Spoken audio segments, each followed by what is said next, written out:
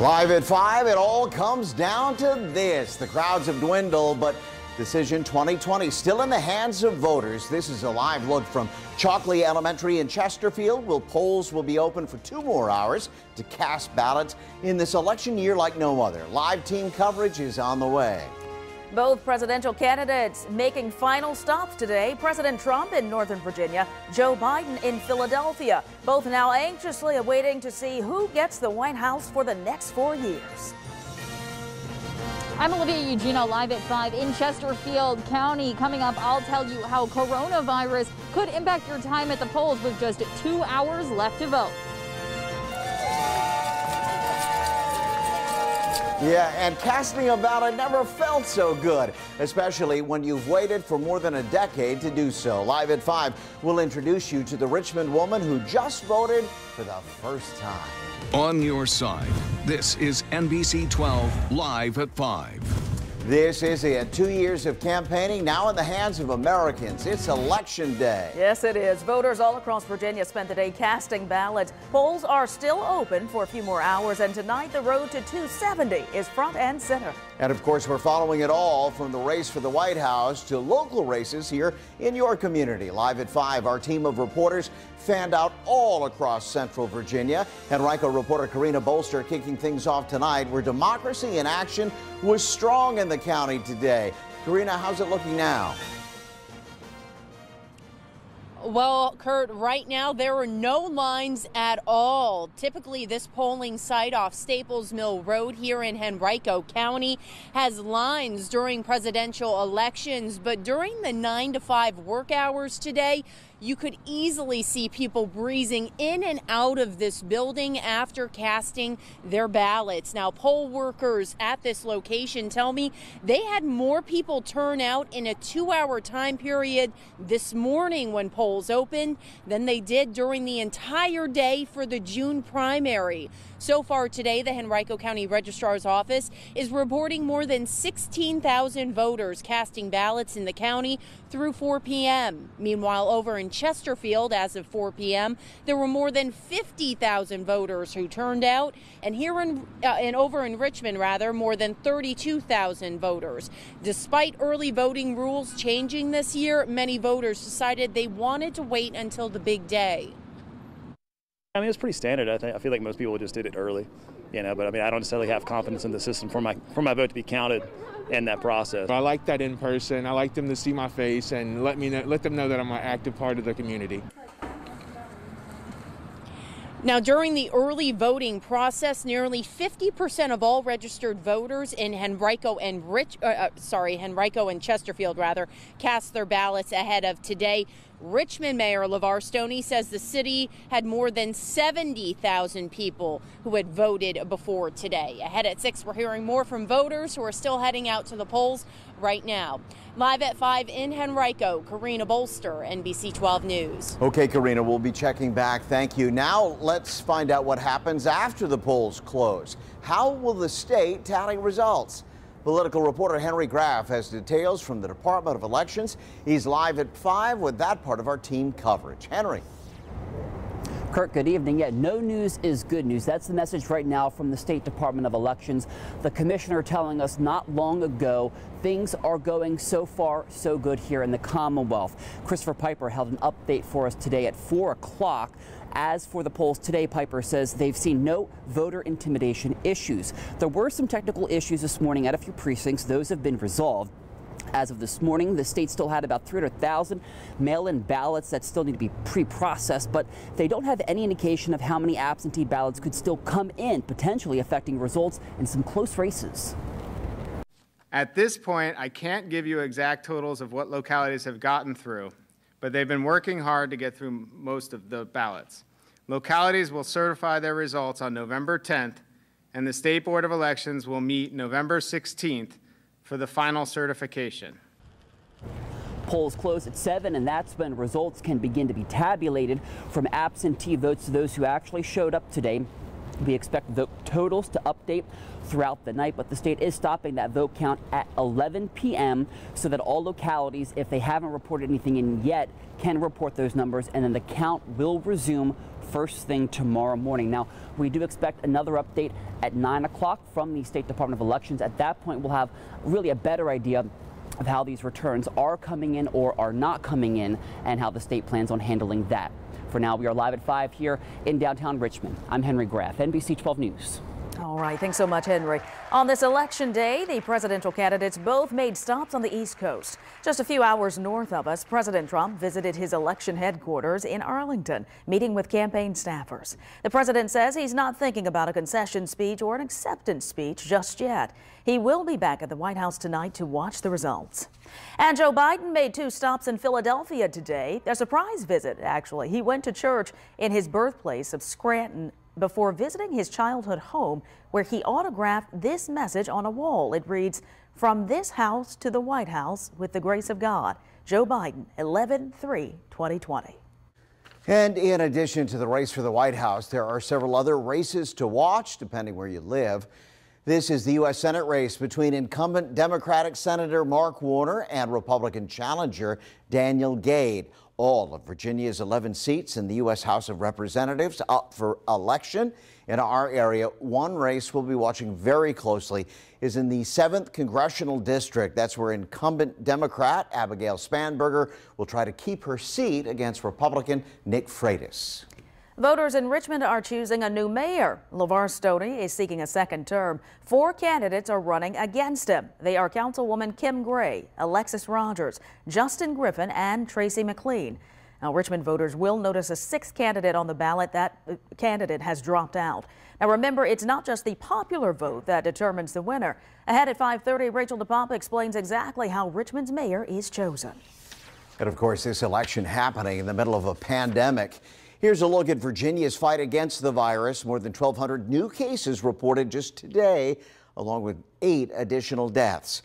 The positivity rate did drop slightly to 5.7%. And at the polls, you may have noticed a few changes to keep you safe.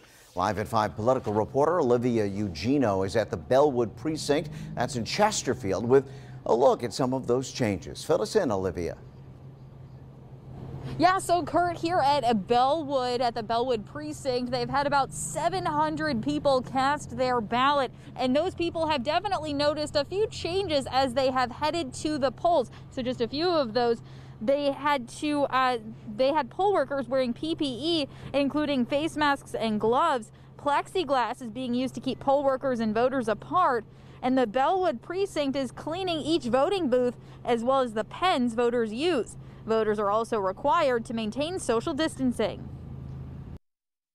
So we have the cones here, okay? Each person has their cones, which is 6 feet. And then we have crowd control. So if the voters there, so we always have no more than 8 people in this area. Now, if you do have coronavirus, the CDC says you can still vote in person today. Once you arrive at your polling location, the CDC says you should let a poll worker know your situation so they can take proper precautions. And a reminder, voting here will end at 7 o'clock. You must be in line at 7 o'clock to cast a ballot. If you are in line at 7, don't leave. You will get to vote. For now, live at 5 in Chesterfield County, Olivia Eugenio, NBC 12 News. Thanks, Olivia. Well, at 79 years old, a Richmond woman had never voted in an election until today. This is Miss Jean. Now, unlike most of us, Miss Jean did not always have the right to vote. Something in her past took that from her, but she just had her voting rights restored by Governor Northam. So coming up, Jasmine Turner introduces us to Miss Jean and shows us why casting a ballot today means so much to her. NBC 12 on your side with complete election coverage from the local races in your community to the race for the White House. We have you covered on air, online, and on every device. We'll be checking in with our team of reporters throughout the evening.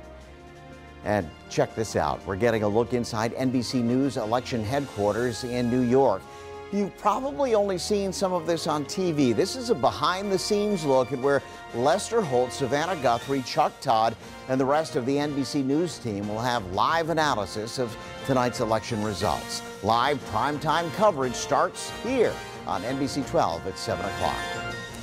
Live at 5, a look as the sun sets over South Richmond. Look at that. You still have a few hours left to vote, so if you're heading out, grab a jacket.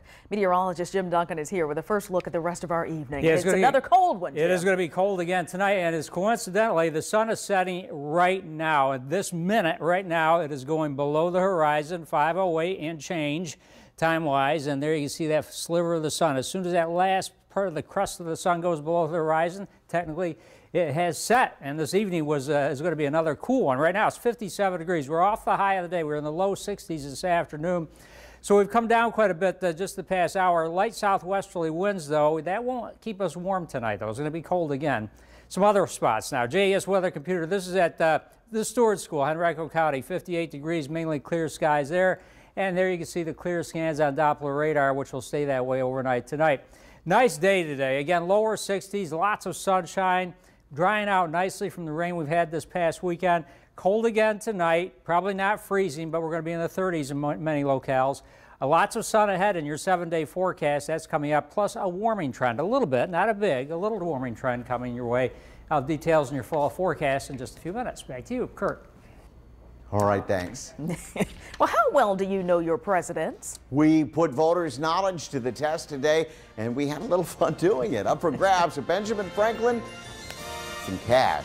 Coming up, we'll show you how well voters did. Plus, there's a first time for everything. This is Miss Jean, who just cast a ballot for the very first time. Why, she says this moment today means so much to her. That story when Live at 5 continues.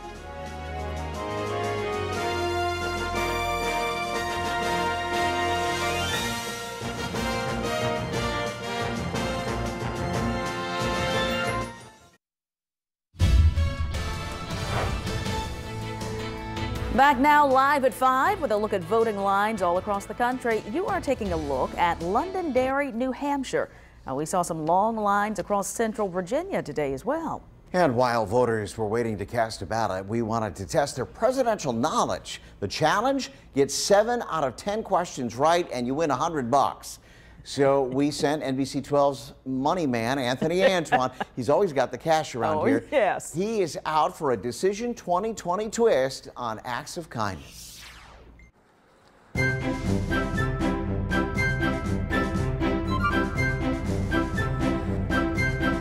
My name is Anthony. I'm with Channel 12, and I've got $100 in my pocket. 10 questions. If you get 7 of them correct, you get $100 in cash. I'll try. Why not? I'm ready. Yes. Which president signed the Voting Rights Act of 1965? That would be Lyndon Johnson. Johnson? Well, that would be Johnson. Kennedy? Lyndon Johnson. How many presidents were from Virginia? 6. 6? I'm going to go with 8. Which president said this? The only thing we have to fear is fear itself. That would be FDR. Is fear. There you go. Roosevelt? Oh, Franklin Delano Roosevelt. Roosevelt? How many father-son duos became president? The Bushes. Correct. And one more family. And the Adams family. It would have been Adams. The Bushes and the Adams? That would be Bush. 2 duos, 4 people total. Who is the only man to assume the presidency without being elected president or vice president? McKinley? That'd be Gerald Ford. But Gerald Ford. Who was the first one-term president? George Washington. That was John Adams. John Adams. How many electoral college votes do you need to become president? 270. 270. 270. 270. How many electoral college votes are in Virginia? 12? 13 now. 20? Is it 13? 22? If you get this one right, you get a $50 gift card to Mexico restaurant. Here it is right here. Who was the youngest president? And then who was the youngest elected president? Teddy Roosevelt, because he assumed office after William McKinley was assassinated. And the youngest elected president was JFK. Oh! You did it, my man. $100 is yours anyway, right? Oh, my man, this is all yours. Alrighty. You got 7 out of 10 right, so the $100 is yours. Thank you. Have a good one, buddy. We did it. So there it is, folks. 3 people, $300, all given away. It's election day. The sun is out, a little chill in the air, but overall, a great time to just kind of see people laughing, you know, and enjoying what today is. It's about democracy. We'll get the results later, but for right now, it's about everyone going out here and doing their civic duty. For now, I'm Anthony Antoine and Henrico for NBC 12 News. Send it back into the studio. Man, we got to lock up the petty cash around here. How does he get all the money like that? He doesn't hand it out to us. No. Well, I wouldn't have won that. Not Jim that would one. have. Jim nailed all those questions. Carla nailed a few. I did a few, but not all 7.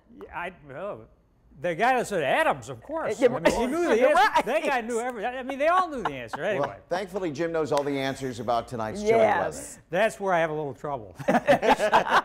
Anyway, let's look at the sky. It's a beautiful sky cam this evening. It's picture perfect. The sun has set. A few minutes ago, I showed you the sun going below the horizon, and now it has, and we're officially past sunset, which is at 5:08 this afternoon. Right now, this is JS Weather Computer, Trinity Episcopal School, south side of Richmond, where it's 53 degrees.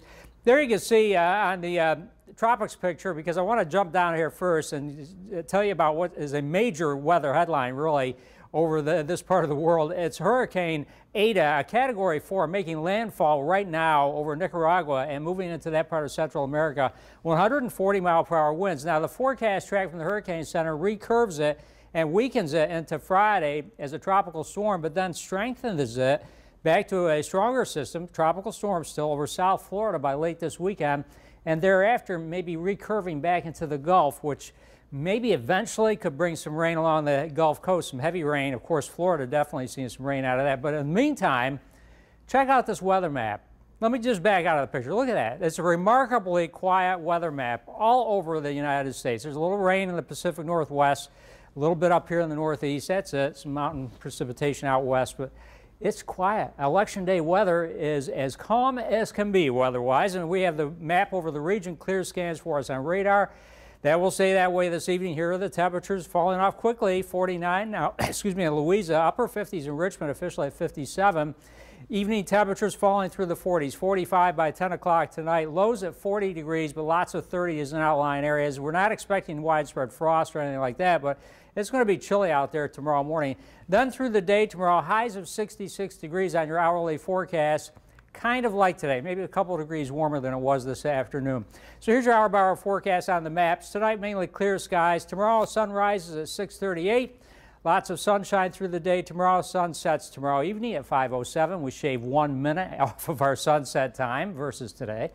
And there's the big picture into Thursday. Lots of sunny skies again, maybe some clouds along coastal areas, but a sunny, mild day for most of us. Thursday, same story Friday and Saturday and Sunday as well. Look at your 7-day forecast. Right through Sunday and Monday, dry weather, nice temperatures, daytime highs in the 70s, lower 70s, and warming overnight low temperatures. Now next week, watching what happens down in the Gulf of Mexico. This is that Eta, that storm I showed you moving into South Florida by Sunday. Monday and Tuesday, this computer model, the Euro model, just kind of pivots it back off to the west into the Gulf. So we'll have to watch this toward the end of next week. What happens eventually with that tropical moisture? It may move through the southern part of the United States. In the meantime, weather is quiet as can be right on through the upcoming weekend, in fact, into early next week. Back to you, Kurt and Carla. All right, thanks. U-Crop's Market Hall is opening next month. They're hiring right now. The new food hall is coming together in the Bon Air Baptist Church Village campus at the corner of Horsepen and Patterson. The positions include chicken fryers, delivery drivers, market specialists, and customer service team members. Full and part-time jobs are available. We have a link to apply. You can find it on NBC12.com. The race to 270 is on, but the presidency not the only power up for grabs. Coming up next, a look at what's at stake in Congress as the Democrats could take over the Senate majority with a win tonight. But first, finding a furry best friend for free. How Richmond Animal Care and Control is helping ease the stress of the election. It's a Decision 2020 live stream like no other in Central Virginia. All election night, 12 News Now will take you across our region to candidates and live results on local races. And have you cut the cord? Download our NBC 12 app on Amazon Fire, Apple TV, and Roku right now. We'll be streaming with you all night.